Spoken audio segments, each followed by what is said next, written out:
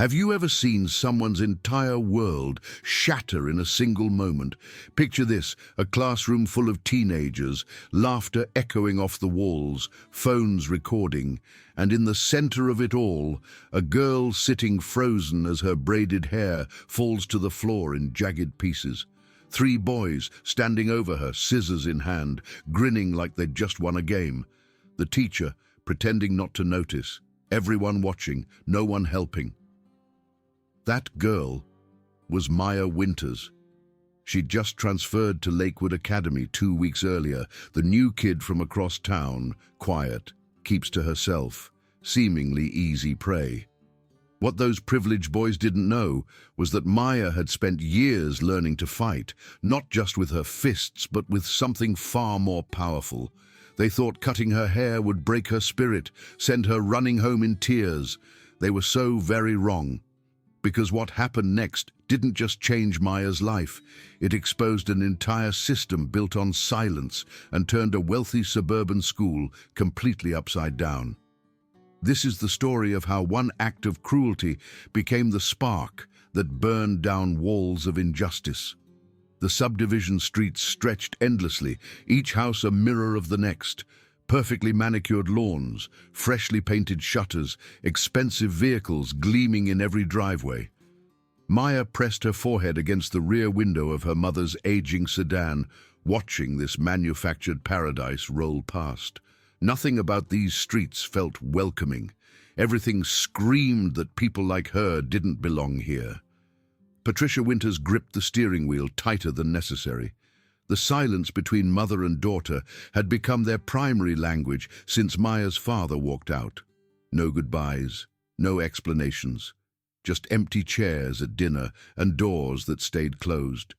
Patricia's jaw tensed as Lakewood Academy came into view, its brick facade rising like a fortress.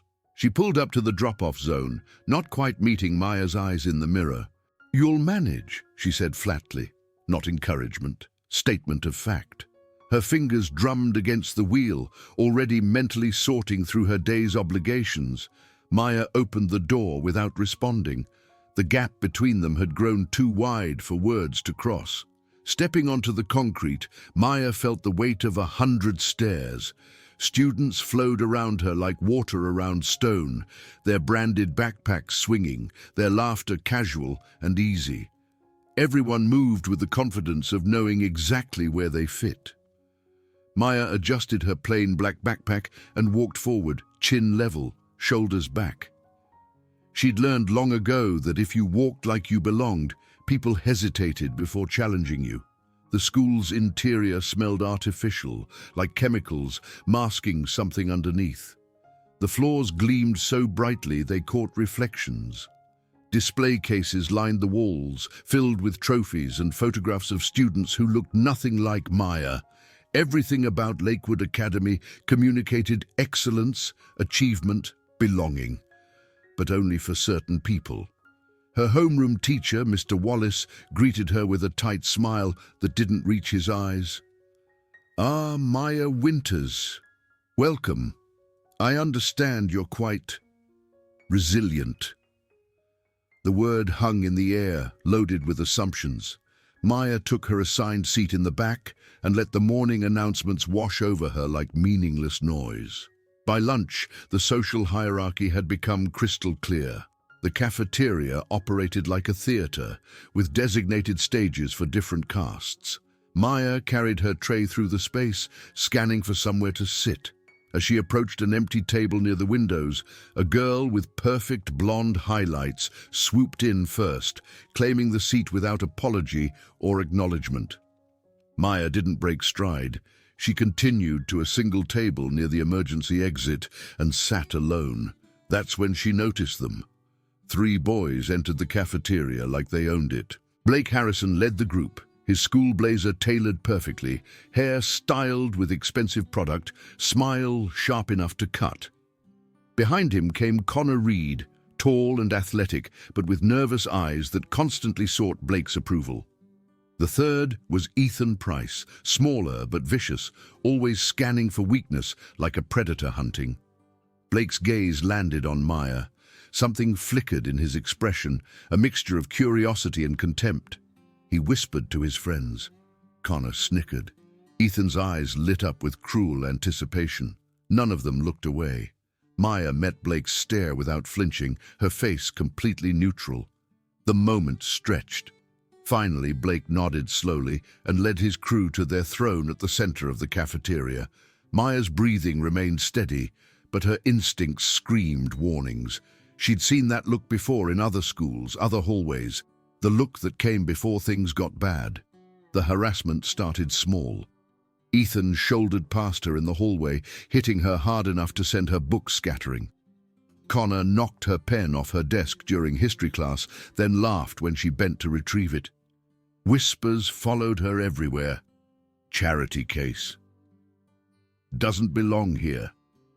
Thinks she's tough. Maya absorbed each incident silently, her jaw clenched, fingers tapping rhythms against her thigh. She'd promised herself, promised her mother, promised the administrators at her last school that she wouldn't start trouble. Not again, but staying quiet only encouraged them.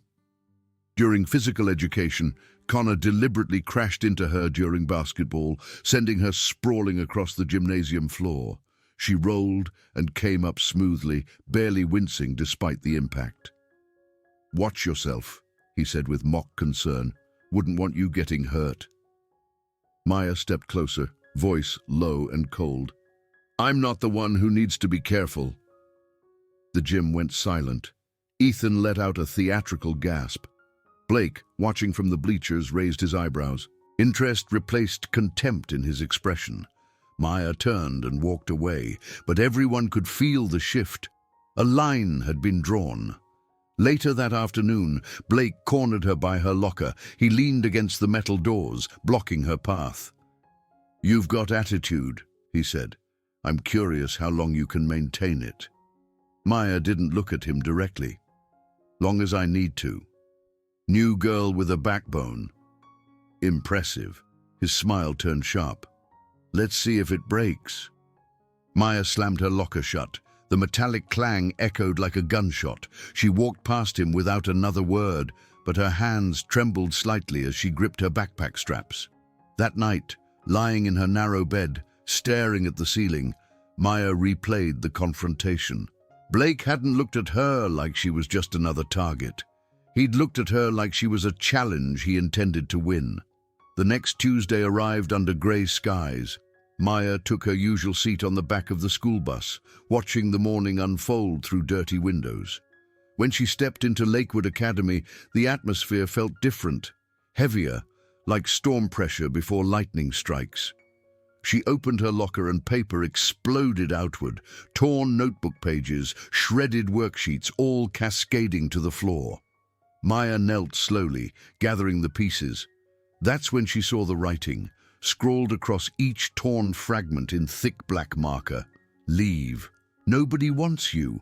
Go back where you came from." Her hand closed around one piece, crumpling it. Her heart pounded slow and hard against her ribs. Around her, students glanced over, then quickly away. A few giggled nervously. No one stopped. No one spoke up. Maya stuffed everything into her backpack and closed the locker carefully. She wouldn't give them the satisfaction of seeing her rattled. Classes dragged past in a haze of whispers and stares. Connor and Ethan kept up a running commentary, just loud enough for her to hear. "Probably can't even afford lunch. Bet that laptop's stolen." Teachers either didn't notice or pretended not to. Maya opened her notebook and began writing times, locations, names, exact quotes. If they wanted to play games, she'd document every move. The cafeteria at lunch became a war zone of small aggressions.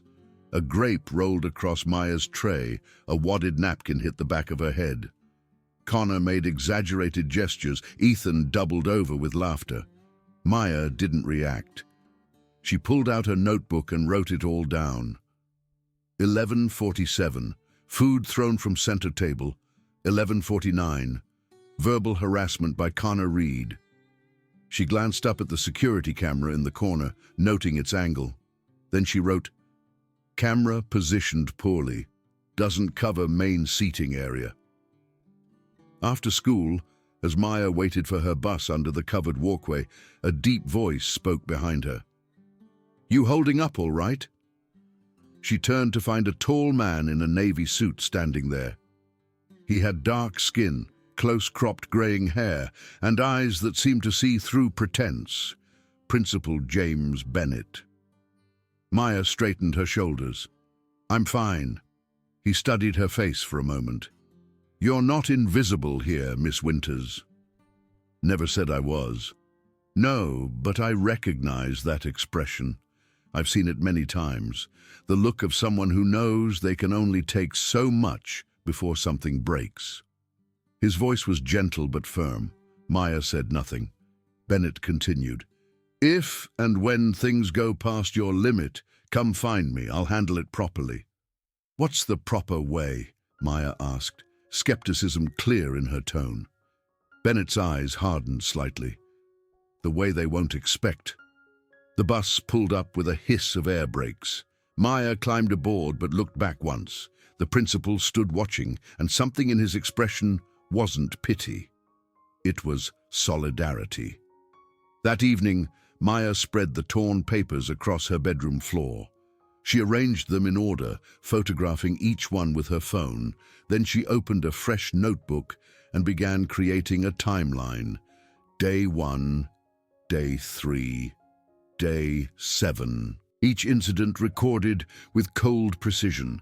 She wrote at the bottom, Day 12, locker vandalized, evidence of racial targeting. Maya closed the notebook and exhaled slowly. She wasn't defenseless anymore. She was building a case. Wednesday morning, the hallways of Lakewood Academy felt charged with anticipation. Maya could sense eyes following her, hear conversations cutting off as she passed. Ethan nudged Connor, jerking his head in her direction. But when Maya's gaze swept across them, both boys froze. Something in her eyes stopped them cold. She walked into class without breaking stride. Art class that afternoon took place in a bright room with tall windows overlooking the sports fields. Mrs. Foster sat at her desk, absorbed in grading papers and largely ignoring her students. Supplies covered the work tables, including several pairs of blunt-tipped scissors meant for cutting paper and fabric. Maya chose a spot near the windows and pulled out her sketchbook, pencil moving in absent patterns. She didn't see Connor stand up, didn't notice him palm a pair of scissors from the supply cart.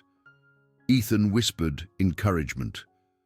Blake leaned back in his chair, arms crossed, watching like a director observing his actors. Then a sharp tug at the back of her head, the distinct sound of blades cutting through hair. Maya went completely still. Her hand rose slowly. Thick pieces of her carefully braided hair sat in her palm. For 3 full seconds, the classroom held its breath. Then laughter erupted. Connor held the severed braid high like a trophy, shaking it in the air. "Feeling lighter now, Winters? Maybe your head was too heavy for all that studying you're not doing." Ethan slapped Connor's back, howling with delight. Blake's voice cut through the chaos. "Bold move, but careful. She might cry now." Phone cameras appeared, snickering, whispered commentary. Maya sat frozen, staring at the hair in her hand. Her cousin's voice echoed in her memory from years of training together. "Never throw the first punch, but if you have to end it completely." Maya placed the cut braid gently on the table. Her chair scraped back. The sound sliced through the laughter like a blade. Connor's smile faltered. "Hey, relax, it's just a joke." Maya turned. Her eyes were winter ice. "You think this is funny?" Ethan jumped in, his voice nervous despite his bravado. "Come on, everyone knows it's just hair. It grows back." Blake remained seated, still smirking. "You wore it like armor. People test armor. That's how things work here." Maya stepped forward. Her footfall echoed. Connor backed up half a step, scissors still in his hand. "I said calm down. Don't you dare." The punch was precise. Maya's shoulder rotated, her fist connecting with Connor's cheekbone with a crack that echoed. He went down hard, crashing into the work table. Paint water exploded everywhere. Red and blue mixed on the white floor like spilled violence. The class erupted in screams.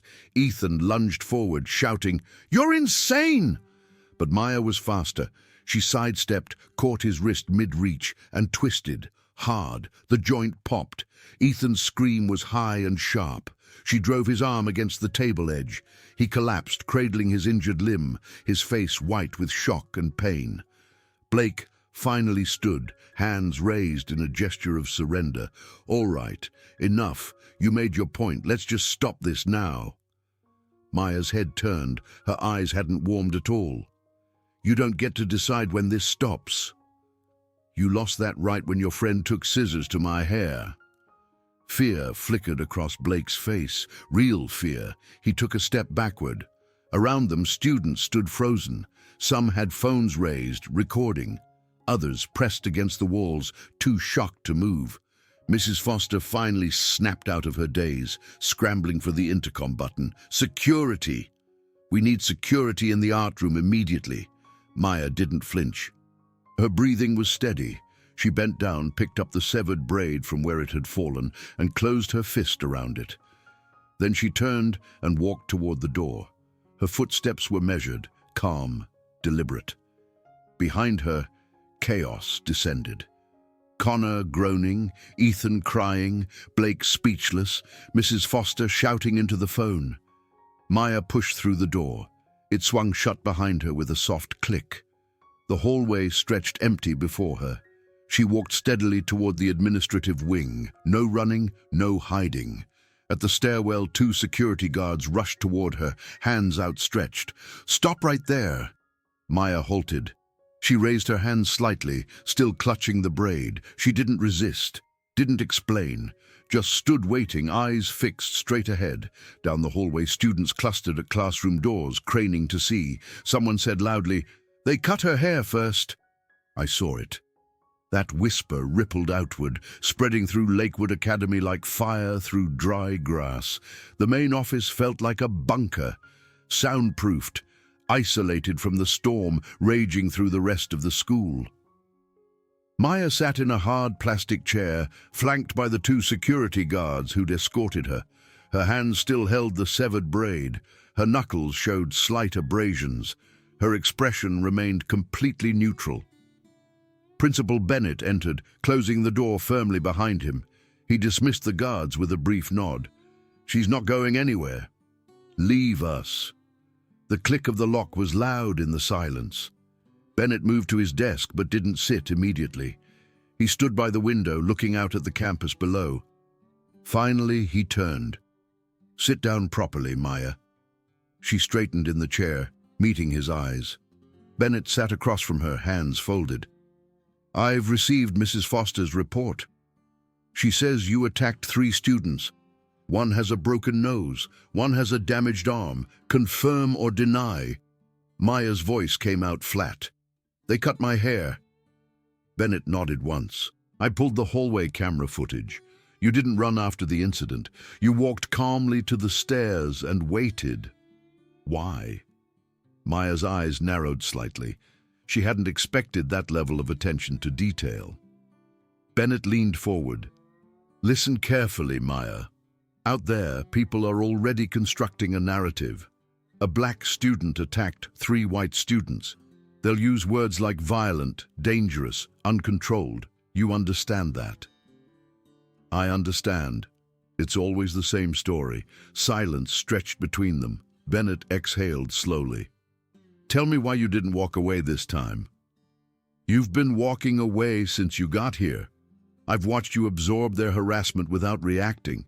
So why today?" Maya lifted the braid, holding it so the light caught the severed ends. "Because I've walked away 100 times. 1,000 times. When they shoved me, when they mocked me, when they spread lies. I stayed quiet. I didn't make waves." Her voice dropped lower, harder. "But today they took this. It's not just hair. It's part of who I am, something I built, cared for. It represents everything about me they wanted to cut away, and they laughed while they did it." The braid dropped onto Bennett's desk. The room went very quiet. Bennett stared at it for a long moment. When he spoke, his voice was soft. My grandmother braided my sister's hair every Sunday. She called them crowns. She said the world would try to strip them away through policies, through stares, through deliberate silence. But if you understood them as crowns, no one could take them without a fight. Maya's shoulders dropped slightly, some tension releasing. Bennett's expression hardened into something more official. I have to suspend you. 3 days. School policy. Maya nodded. Expected. But, Bennett continued, I won't allow them to expel you. And when those boys' families come for blood, I'll demand the classroom camera footage be submitted formally. I'll write my own report. He opened a drawer and pulled out a manila folder. This is your suspension notice. Sign it and go home. But understand, Maya, this isn't over. Not by a long shot. Maya signed the paper slowly. The braid remained on the desk between them. As she stood to leave, Bennett spoke quietly. You've been fighting alone since you arrived here. You don't have to anymore. She looked at him for several seconds. Something in his eyes convinced her he meant it. She nodded. Yes, sir. Go rest. But remember, this is only the beginning. Maya walked out of the office. The hallways were still crowded with students. They parted for her like water. Some looked away. Others watched with new expressions, not mockery. Something closer to respect, or maybe fear. A girl whispered, she's suspended. A boy responded, I heard the principal's keeping the video evidence. The rumors were already shifting, and this time, the silence around Maya felt different. It wasn't abandonment, it was anticipation. By Thursday morning, expensive cars filled Lakewood Academy's parking lot. Mercedes, Range Rovers, Teslas. These weren't faculty vehicles. They belonged to parents who viewed their wealth as leverage. In the conference room, they assembled one by one, tailored suits, designer handbags, jewelry that cost more than most people's monthly salary. They spoke little, but their presence communicated threat. Principal Bennett stood at the head of the long table, coffee cooling untouched beside him. He knew what was coming. The door opened and a heavy-set man in a grey suit entered first. Blake's father, Mr. Harrison. His voice filled the room before he even sat down. My son has a concussion and visible bruising. How do you explain allowing that girl to remain enrolled? Beside him, Mrs. Harrison adjusted her pearl necklace, her expression cold. This wasn't a fight. It was assault, premeditated violence. She should be expelled immediately and face criminal charges. Another parent slammed his palm on the table. My son's arm is in a cast, and you gave her 3 days. That's justice? Bennett remained standing, arms at his sides. Maya Winters received a 3-day suspension in accordance with school policy. That is the appropriate disciplinary response given the circumstances. Circumstances. Mrs. Harrison's voice rose. The circumstances that she attacked 3 students. What more do you need? Bennett's voice dropped, became harder. The circumstances include your sons using scissors to cut a student's hair in the middle of class. Mocking her, recording it for entertainment. That's not a prank. That's targeted harassment. That's assault. The room stirred. Several parents exchanged uncomfortable looks. One father, red-faced and angry, stepped forward. Don't make this about race. Our boys were fooling around. She chose to respond with violence. Bennett's eyes locked onto him. Fooling around with someone's body, someone's identity, their dignity. When your sons cut Maya's hair, they crossed a line. She had every right to defend herself. Mr. Harrison leaned forward, voice dropping to something quieter and more dangerous. Principal Bennett, think very carefully about what you're risking here. Your career, your reputation, everything. The board can replace you at any time. We've invested heavily in this school. Do you really want to throw that away over some transfer student from the wrong side of town? Bennett crossed his arms. His voice stayed level. If standing up for what's right costs me my position, that's a price I'll pay. And if you think you can threaten me into silence, you're mistaken, because this time I have documentation, camera footage, witness statements, and if necessary, I'll take everything to the district office and the media. He opened his briefcase and placed a thick file on the table. The room went silent. Mrs. Harrison shot to her feet. "You're bluffing." "The footage has already been forwarded to the superintendent. I have copies of every disciplinary report that was filed and ignored regarding your son's behavior patterns. Multiple incidents, multiple students targeted, all buried because of your donations." Bennett's voice was steel. "So if you want to escalate this, be my guest." But everything comes out. Everything. The parents looked at each other, their confidence cracked. This wasn't how these meetings usually went. Usually money talked, usually administrators folded. One mother in the back clutched her purse tighter, her face pale. Mr. Harrison's jaw worked, but no words came. Bennett leaned forward slightly. "I'm not your enemy, but I won't be your accomplice either. Your sons made a choice. Now they face consequences. That's called accountability." The meeting ended in bitter silence. Parents filed out, whispering furiously among themselves. Mrs. Harrison paused at the door. "You've made a terrible mistake, Mr. Bennett." He met her eyes without flinching. "No, ma'am. I've corrected one." After they left, Bennett returned to his office. His secretary approached quietly. "They'll come after you." Bennett nodded. "I know, but some battles are worth fighting." Out in the hallways, word spread quickly. Principal Bennett stood up for Maya. The Harrisons left furious. Students whispered, glancing toward the administrative wing, where decisions that would reshape Lakewood Academy were being made. And in her home across town, Maya sat by her window, feeling the weight of something larger than herself taking shape. Maya's 3-day suspension felt endless. She spent most of the time in her room, avoiding her mother's worried looks. Patricia knocked occasionally, offering food, asking careful questions. Maya gave short answers. She wasn't ready to talk. Not yet. She sat in front of her mirror, running her fingers over the uneven patch where Connor's scissors had cut. The physical wound would heal. The humiliation had transformed into something else, determination. On Monday, she returned to Lakewood Academy. The iron gates seemed taller somehow. Students flooded in around her, but the energy had shifted. Whispers followed her, but they weren't all mocking anymore. Some were curious, some were supportive. A few looked at her with something close to admiration. Maya kept her head up, her stride steady. She wouldn't hide. In class, teachers avoided making eye contact. They called on other students, kept their questions carefully neutral. No one mentioned the incident, but it hung in the air like smoke. At lunch, Maya chose her usual table by the window. This time, as she sat down, a freshman girl at a nearby table met her eyes and gave a small nod. Then a black senior boy across the room raised his water bottle slightly in acknowledgement. The gestures were tiny, but they mattered. That afternoon, a note arrived via the front office. "Principal Bennett wants to see you after final bell." When Maya entered his office, Bennett was standing by a bookshelf, holding a worn file folder. He gestured for her to sit.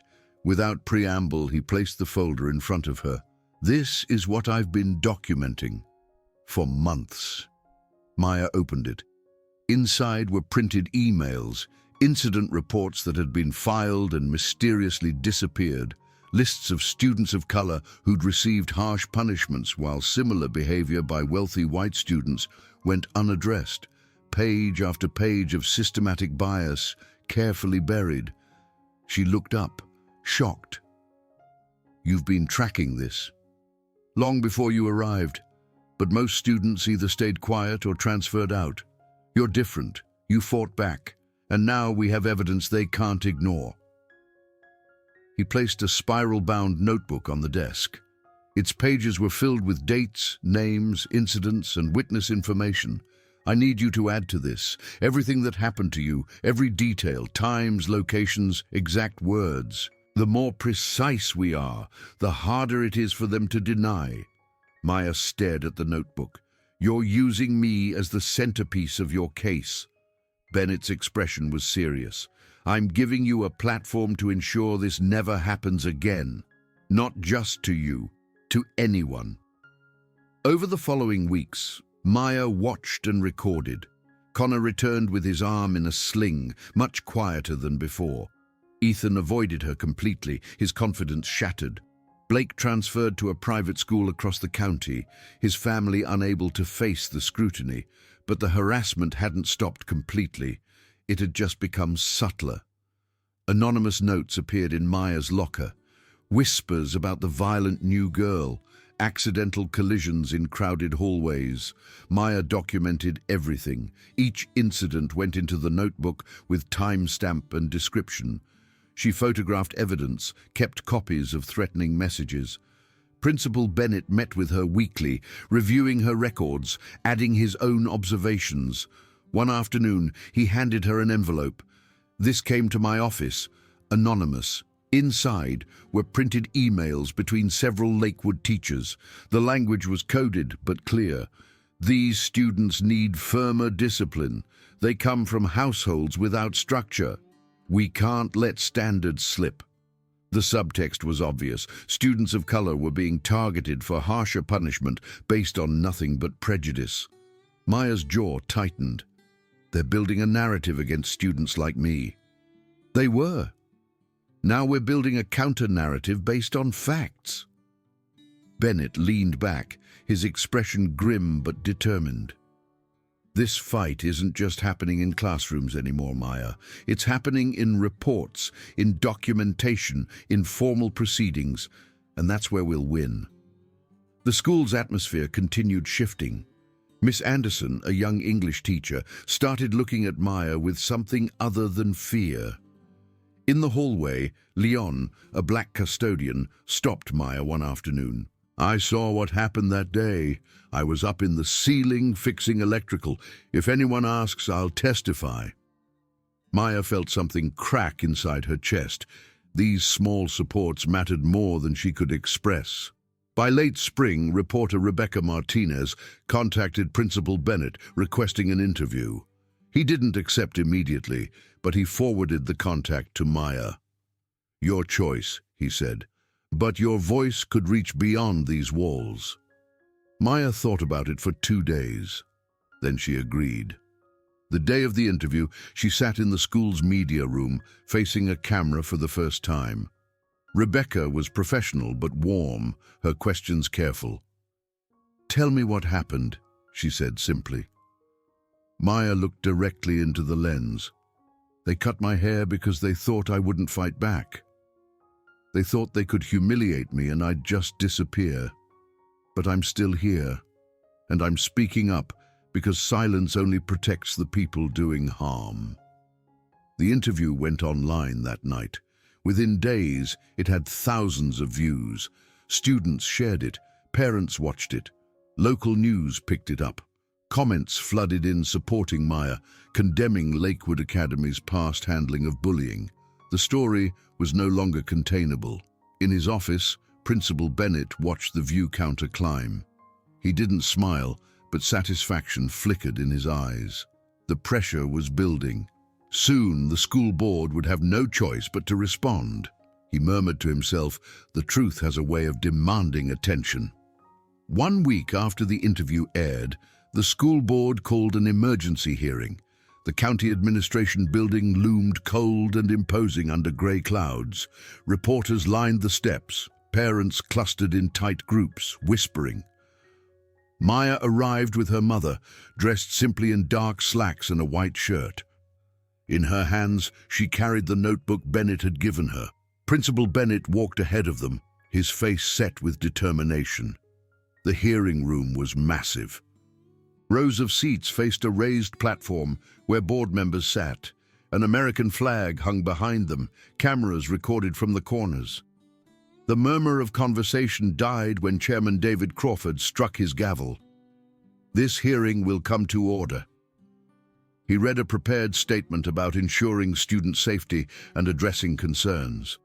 But his eyes, when they swept toward Maya, were calculating, skeptical. Mrs. Harrison was first to speak. She approached the microphone, her voice shaking with barely controlled rage. "My family has supported Lakewood Academy for 15 years. We've donated equipment, funded programs, served on committees, and now we're being treated like criminals because of one disruptive student who refused to control herself." Whispers rippled through the crowd. Bennett requested to respond. He stood, voice deep and steady. Mrs. Harrison's son, along with 2 others, cut Maya Winter's hair in front of 30 witnesses while she sat at her desk. That action was recorded by the classroom's security camera. I have submitted that footage to this board. What happened after was self-defense. Crawford frowned. "You have evidence." Bennett held up a flash drive. "Art classroom camera, timestamp verified, already sent to the district office. A technician set up the projection." The room darkened. On the large screen, the footage played. Maya sketching quietly. Connor approaching from behind, the scissors, the cut, the laughter. Then Maya standing, her face cold and controlled, the punch, the chaos. The room erupted. Parents gasped. Several board members shifted uncomfortably. Mrs. Harrison shouted, "That video is edited!" "Manipulated!" Bennett's voice cut through the noise. "It's from the school security system, stored on secure servers, verified by the IT department. There's no manipulation." One board member, Mrs. Garcia, leaned forward. "This footage clearly shows provocation." Crawford tried to regain control, banging his gavel. "Order! Let's maintain order." But the momentum had shifted. Maya was called to speak. She stood, approached the microphone, and looked out at the packed room. She opened her notebook. "For 3 weeks, I documented everything. Every shove, every insult. Every time I was told I didn't belong." Her voice didn't shake. She read entry after entry, date and timestamps, exact quotes. Each line was another piece of undeniable evidence. "They didn't just cut my hair. They tried to cut away my dignity, my right to exist in that space. I stayed silent for weeks. But there's only so much silence a person can carry before it becomes complicity in their own erasure." The room was silent. Miss Anderson suddenly stood from the audience. "I witnessed Connor mocking another student of color in my class. Weeks before this incident, I reported it. The report was never followed up on. Leon, the custodian, also stood. I was in the ceiling that day, fixing wiring. I saw everything, the girls telling the truth. More people began standing, testifying. The dam was breaking. Crawford banged his gavel repeatedly, trying to contain the moment, but it was too late. The truth was flooding out. Another board member, Mr. Peterson, spoke up. "We need to acknowledge a pattern of dismissed complaints and unequal enforcement of discipline." Mrs. Harrison's face flushed red. "You're destroying my son's reputation over childish behavior." Maya turned, her voice sharp as broken glass. "No. You taught your son he could destroy others without consequences. This is what accountability looks like." The hearing stretched for 2 more hours. By the end, no one could deny what had happened. The evidence was overwhelming. When Crawford finally struck the gavel for the last time, his expression was grim. "The board will convene and issue formal findings within 72 hours. Outside, Rebecca Martinez approached with her camera crew. "Do you have a statement?" Maya looked directly into the camera. "Justice shouldn't only come after someone gets hurt. It should exist before anyone has to fight for their dignity. I hope Lakewood Academy learns that. I hope every school learns that." 3 days later, Lakewood Academy issued official findings. Connor and Ethan received indefinite suspensions pending expulsion hearings. Blake's family quietly withdrew him. The school committed to comprehensive anti-bullying reforms, independent oversight of discipline, and mandatory bias training for all staff. Principal Bennett kept his position, stronger than before. The morning the announcement was made, students gathered in Lakewood's main hall. The digital board displayed the press conference details. Bennett stood alongside Maya, and for the first time, he allowed himself a slight smile. He leaned close and whispered, "You don't have to be perfect. You just have to be honest." Maya took a deep breath. When she stepped to the microphone, the entire school fell silent. She looked out at the sea of faces, some supportive, some still hostile, most just curious. "My name is Maya Winters. You know my story now. But this isn't just about me. It's about every student who's been told to stay quiet, every person who's been targeted and then blamed for fighting back." Her voice grew stronger. "I don't want sympathy. I want change, real change. I want teachers who don't look away, administrators who don't bury reports, a system that protects students instead of protecting its reputation." Applause started slowly, then built. Students stood, teachers joined. Even some parents in the back rose to their feet. The moment felt larger than Lakewood Academy. It felt like something fundamental shifting. Local news ran the story that evening. Student turns trauma into call for reform.